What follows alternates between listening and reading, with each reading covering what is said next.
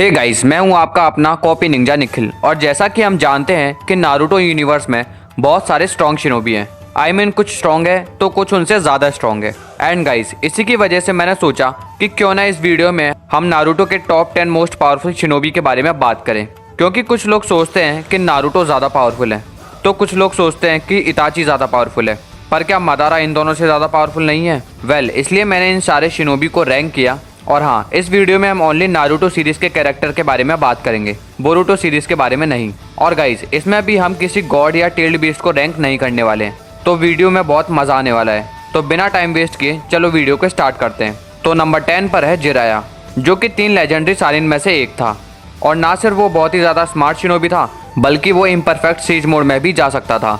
और साथ ही उसने 3 ऐसे बंदों को ट्रेन किया था जिन्होंने आगे चल के नारुतो सीरीज में इतिहास बना दिया, जैसे 4th और 7th होकागे, मिनाटो और नारुतो। और नागाटो जैसा एक ऐसा विलन जिसने एक टाइम पर पूरे लीव विलेज को धूल चटा दी थी। और जिराया के तोड़ से जुत्सु का तो कोई जवाब ही नहीं, यहाँ तक कि इताची उचिहा तक को वहाँ से निकलने के लिए अपना अमातेरासु यूज़ करना पड़ गया था। और जो शिनोबी हमारी लिस्ट में नंबर 9 पर है वो है नागाटो। नागाटो ने पेन के नाम से अकात्सुकी को लीड किया और दुनिया भर के पावरफुल नैन को एक साथ लाया। नागाटो का ड्रीम था दुनिया में ट्रू पीस लाना। वो चाहता था कि लोग दर्द को समझे। रेनेगान के थ्रू नागाटो ने गॉड लेवल पावर हासिल की। और नागाटो रेनेगान के जरिए 6 अलग अलग बॉडीज को कंट्रोल करता था, जिसे हम 6 पाथ ऑफ पेन भी कहते हैं। और उसकी हर बॉडी की एक स्पेशल एबिलिटी थी। तो अब इस लिस्ट में नंबर 8 पर है ओबिटो उचिहा। बचपन में ही ओबिटो ने अपना शारिंगान एक्टिवेट कर लिया था।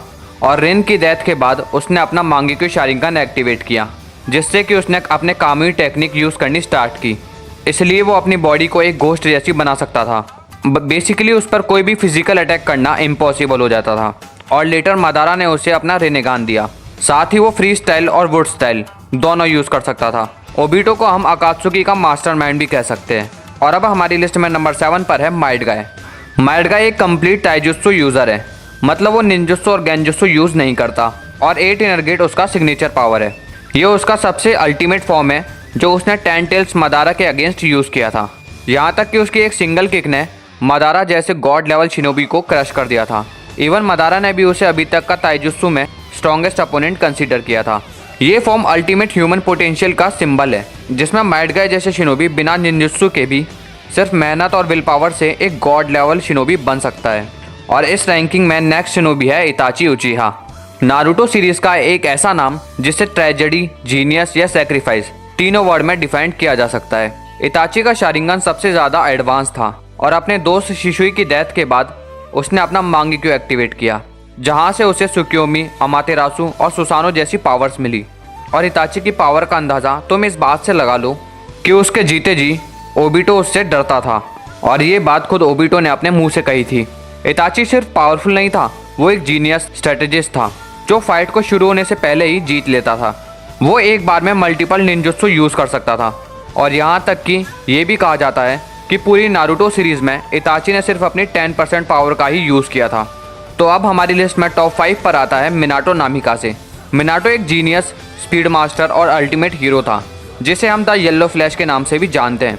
मिनाटो ने राशिंगान जैसे पावरफुल जुत्सु बनाया। उसने रिपर डेथ सील का यूज़ करके 10 टेल्स को भी सील किया। और मिनाटो एक लौता ऐसा शिनोबी है जिसने पूरी नारुतो सीरीज में ओबिटो को डिफीट किया है। और आपको 4th ग्रेट निंजा वॉर का वो मोमेंट तो याद ही होगा, जहां मादारा ने माइट गाय के ऊपर ट्रूथ सीकर बॉल्स फेंके थे।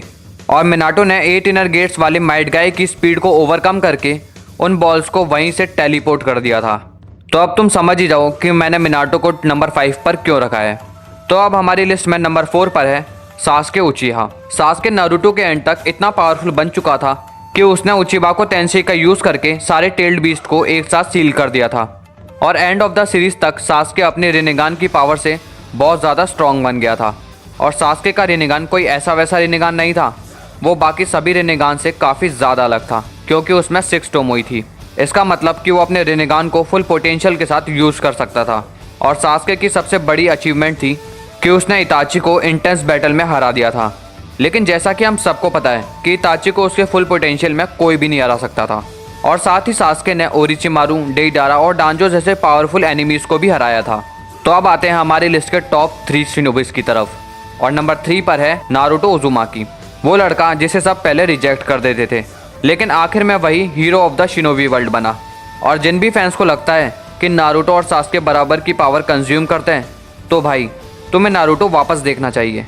नारुतो के अंदर नाइन टेल्स कुरामा सील था, जिससे कि उसके पास अनलिमिटेड चाक्रा पावर थी। और उसका सीज मोड जो उसने जिराया की गाइडेंस में सीखा था, वो उसे अपनी स्ट्रेंथ, स्पीड और सेंसिंग पावर का 10x करा देती है। स्टार्टिंग में नारुतो एक भी शैडो क्लोन नहीं बना पाता था, लेकिन आगे चलकर वही जुत्सु नारुतो का सिग्नेचर मूव बना, जिससे कि वो 1000 ऑफ क्लोन्स बना सकता था। और उसने जिराया और मिनाटो की लेगेसी राशिंगान से अपना खुद का एक नया जुत्सु बनाया, जिसे हम राशिन शुरिकेन कहते हैं। नारुतो ने पेन को हराया, फोर्थ ग्रेट निंजा वॉर का हीरो बना और आगे चलकर 7th होकागे भी। तो अब बढ़ते हैं हमारे नंबर 2 की तरफ, जो कि है मादारा उचिहा, द गोस्ट ऑफ उचिहा।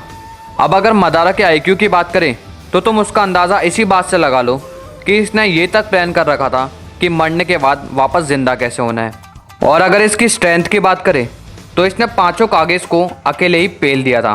मादारा सिर्फ एक विलन नहीं था, वो एक विजनरी वॉरियर था, जिसका सपना था दर्द से परे एक दुनिया बनाना। उसने 10 टेल्स अब्जॉर्व करके गॉड टियर पावर हासिल की। और उसकी पावर का अंदाज़ा तुम इस बात से लगा लो कि नारुतो और सास्के के पुर्जे ढीले हो गए थे इसके सामने।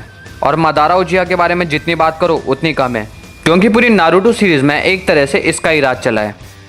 तो आप चलते हैं हमारी लिस्ट के टॉप नंबर 1 स्ट्रॉन्गेस्ट कैरेक्टर की तरफ, जो कि है हमारा फर्स्ट होकागे हाशिरामा सेंजू। अब कई नारुतो फैंस बोलेंगे कि फोर्थ ग्रेट निंजा वॉर में नारुतो ने हाशिरामा को सरपास कर दिया था। तो अब तुम ज़रा इस बात पर ध्यान देना। 5 ग्रेट नेशंस के कागे, 80,000 shinobi, all 9 tailed beast, Naruto और सास्के वो भी अपनी पीक लेवल पर, और 4 लेजेंडरी होकागे के साथ माइट गाय का 8 इनर गेट। ये सब मिलकर भी द गोस्ट ऑफ उचिहा मादारा को नहीं हरा पाए थे। और हाशिरामा ने सिंगल हैंडेडली कई बार मादारा को हराया है। तो अब तुम खुद अंदाज़ा लगा लो कि हाशिरामा सेंजू किस लेवल का शिनोबी था। और हाशिरामा के बारे में एक मिस्ट्री नारुतो फैंस को हर बार सताती है कि आखिर हाशिरामा की डेथ हुई कैसे। और अगर तुम लोगों को इस मिस्ट्री के आंसर के बारे में पता है तो कमेंट्स में ज़रूर बताना। तो गाइज, ये थे मेरी लिस्ट के टॉप 10 स्ट्रॉन्गेस्ट शिनोबी पूरे नारुतो यूनिवर्स के। हाँ, मैं इस लिस्ट में एक कैरेक्टर को लेकर काफ़ी ज़्यादा कन्फ्यूज़ था, जो कि था काकाशी अटाके। काकाशी की पावर, एबिलिटी और उसका एटीट्यूड उसे सबसे अलग शिनोबी बनाता है। काफ़ी यंग एज में ही काकाशी एनबू कैप्टन बन गया था।